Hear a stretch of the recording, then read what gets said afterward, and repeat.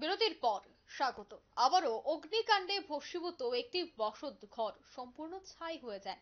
রীতিমতো আর্তনাদ পরিবারের, ক্ষতিগ্রস্ত পরিবারের। ঘটনা কাকরাবন থানার অন্তর্গত উত্তর তুলামুড়া এলাকায়। জানা গেছে উত্তর তুলামুড়ার বাসিন্দা জনাল মিয়ার বসতঘরে বিদ্যুৎ থেকে অগ্নিসংযোগ হয়। সাথে সাথেই আগুন দেখা মাত্র খবর দেওয়া হয় দমকল কর্মীদের। দমকল কর্মীরা তড়িঘড়ি ঘটনাস্থলে ছুটে এসে আগুন নিয়ন্ত্রণে আনে। যদিও বাড়ির মালিক বলছেন ৮০,০০০ টাকা পুড়ে ছাই হয়ে যায়। ঘরে ৮০,০০০ টাকা নগদ ছিল, তা একেবারে সম্পূর্ণ ভস্মীভূত হয়ে যায়। খবর পেয়ে কাকরাবন থানার পুলিশ ছুটে আসে এবং ঘটনার তদন্ত করা হচ্ছে। সে বিষয়ে কি বলছেন বাড়ির মালিক, শোনাবো। বোমা ছিল ঘরে, বোমা বাড়ি আসছিল যে হয়েছিল লাগাইছে, তখন ট্রাইবেলাররা সবাই আগাইছে।